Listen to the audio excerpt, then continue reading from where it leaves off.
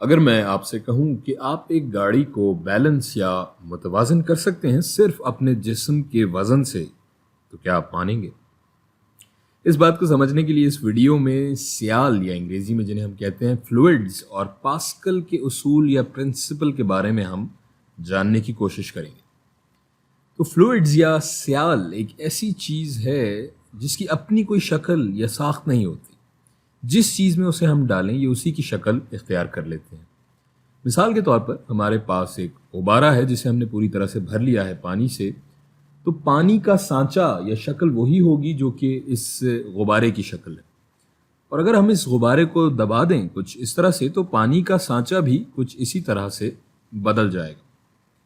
अब अगर इसी गुब्बारे में पानी की जगह कोई गैस होती तो उसकी भी इब्तदाई शक्ल इस गुब्बारे जैसी ही होती, और जब हम उसे दबाते तो गुब्बारे के साथ गैस की शक्ल भी तब्दील हो जाती। सियाल या फ्लूइड्स की अपनी कोई शक्ल या साख्त नहीं होती, बल्कि इसे हम जिस चीज़ में डाल दें ये उसी की शक्ल और साइज़ इख्तियार कर लेते हैं। अब ये फ्लूइड्स दो इकसाम के होते हैं, एक गैस और एक माया या अंग्रेज़ी में जिन्हें हम लिक्विड्स कहते हैं।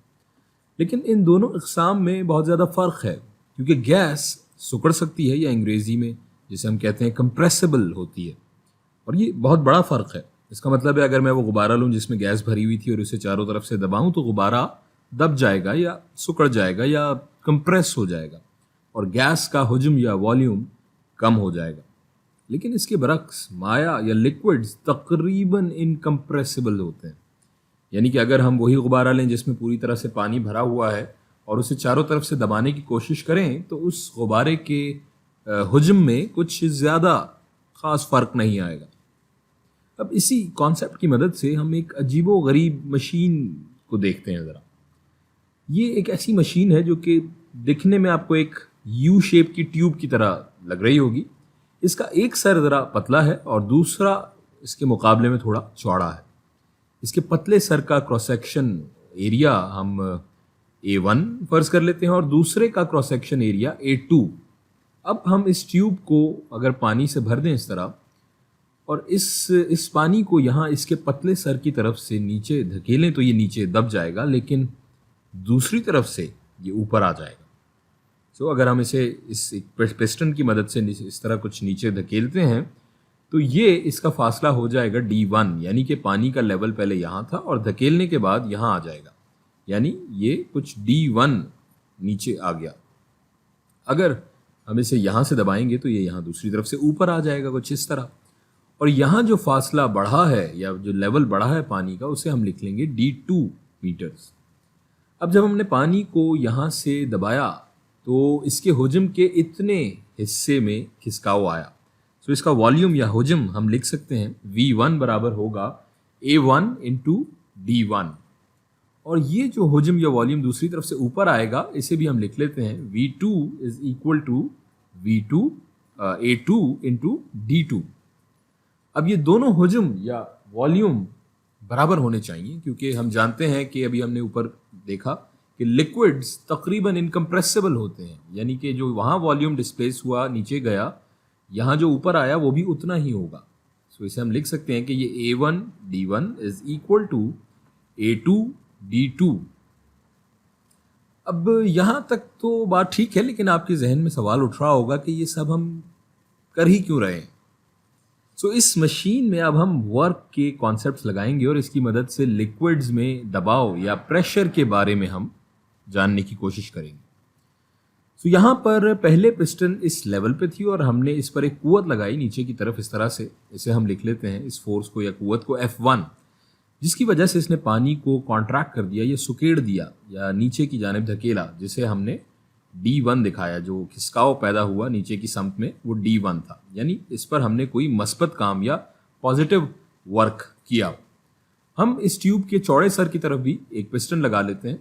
फर्ज करें कि शुरू में यहाँ इस लेवल पर भी एक पिस्टन थी, तो जब हमने यहाँ इस पिस्टन को इस तरफ वाले पिस्टन को नीचे धकेला तो चौड़े सर की तरफ ये पिस्टन ऐसे ऊपर की तरफ उठ जाएगा पानी के लेवल के साथ, यानी D2 ऊपर चला जाएगा या खिसक जाएगा। हम कह सकते हैं कि इस पिस्टन पर भी कोई कुव्वत लग रही होगी ऊपर की जानिब नीचे से, और इसे हम F2 का नाम दे लेते हैं। और इस फोर्स की वजह से, इस कुव्वत की वजह से ये खिसकाव D2 पैदा हुआ। यूं पानी ने इस पिस्टन पे भी कोई काम या वर्क किया और इसे हम कहेंगे वर्क आउट। सो अगर सारी तवानाई या एनर्जी महफूज है तो वर्क इन और वर्क आउट एक दूसरे के बराबर हो जाएंगे। इसे हम लिख लेते हैं, work in W in is equal to W out. अब हम W in यानी वर्क इन को कैलकुलेट कर लेते हैं, तो ये बराबर होता है, हम जानते हैं वर्क डन बराबर होता है फोर्स इनटू डिस्प्लेसमेंट, यानी कि कुवत और वो कुवत जो खिसकाव पैदा करे उस दोनों का हासिल ज़र्ब। सो हमारी कुवत है F1 और खिसकाव है हमारा यहाँ पर D1। सो हमारा वर्क आउट भी इसी तरह F2 इंटू D2 हो जाएगा। सो इसे हम लिख लेते हैं, W in हो जाएगा F1 D1 is equal to W out हो जाएगा F2 D2।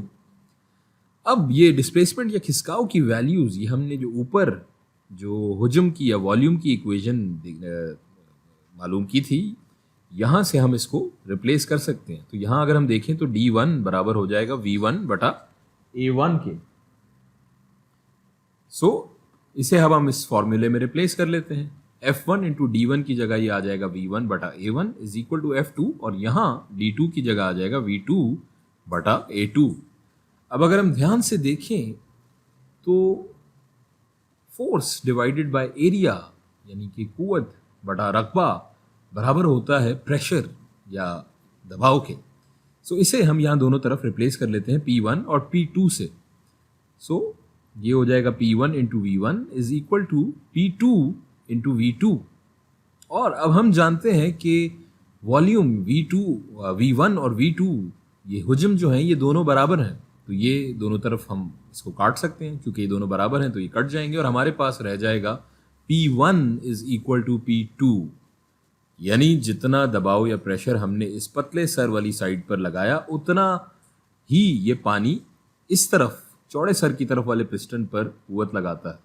इसका मतलब है कि अगर हम बैरूनी दबाव डालें और उसे पानी पर लगाएं तो वो पानी के हर एक हिस्से पर, नुक्ते पर या पॉइंट पर लगेगा और हर पॉइंट का प्रेशर बैरूनी प्रेशर से बढ़ जाएगा और इसी को हम कहते हैं पास्कल्स प्रिंसिपल या पास्कल का उसूल। अब जितना दबाव या प्रेशर हम यहाँ से लगाएंगे उतना ही पानी दूसरी तरफ से लगाएगा। तो इसे अगर हम फॉर्मूले की शक्ल में लिखें तो हम लिख सकते हैं P in pressure in is equal to P out.